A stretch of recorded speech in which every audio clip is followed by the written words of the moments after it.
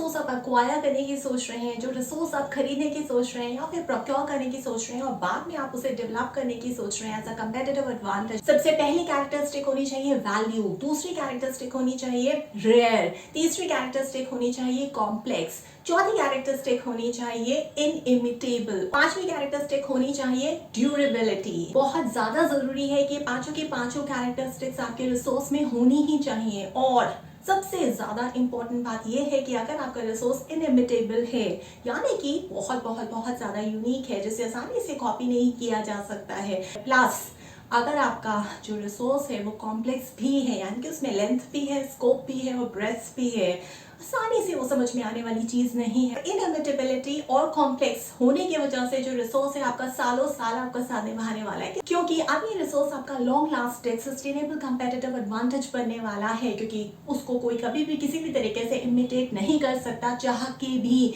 और उसको कोई समझ ही नहीं पाएगा। समझना बहुत ज्यादा जरूरी है, समझने के बाद ही इमिटेशन होती है। यानी एज अ मैनेजर जब भी आप सोच रहे हैं किसी भी रिसोर्स को पिक करके और उसको डेवलप करने का एज अ कंपेटिटिव एडवांटेज जो सालों साल आपका साथ निभाएगी, कंपेटिटिव एडवांटेज भी जो होती है वो बहुत आपको डेवलप करनी पड़ती है, साथ साथ इट्स एन ऑनगोइंग प्रोसेस है। कंपेटिटिव एडवांटेज में भी आपको इनोवेशंस करनी पड़ती है, कंपेटिटिव एडवांटेज में भी कोई एक ऐसा रिसोर्स आपको पिक करना पड़ता है एज अ मैनेजर जिसमें बहुत बहुत बहुत ज्यादा क्वालिटीज है, कैरेक्टरिस्टिक्स है, क्योंकि जितनी ज्यादा क्वालिटीज और कैरेक्टरिस्टिक्स आपके एक रिसोर्स में होंगी जिसको आप डेवलप कर रहे हैं as a competitive advantage, being a manager, जाहिर सी बात है वो रिसोर्स इतना ज्यादा कॉम्प्लेक्स बन जाएगा, उसको समझना नामुमकिन हो जाएगा। यानी उसमें इतनी ज्यादा लेयर्स ऑफ अंडरस्टैंडिंग है कि कंपेटिटर भी समझते समझते बस कर देगा, और फिर वो आपकी सस्टेनेबल कंपेटिटिव एडवांटेज को कभी और कभी कॉपी नहीं कर पाएगा। आपका रिसोर्स एलिजिबल हो जाएगा कंपेटिटिव एडवांटेज की तरह डेवलप होने के लिए। जितने मैनेजर्स इस वीडियो को आज देख रहे हैं, आपको इस वीडियो को एज अ चेकलिस्ट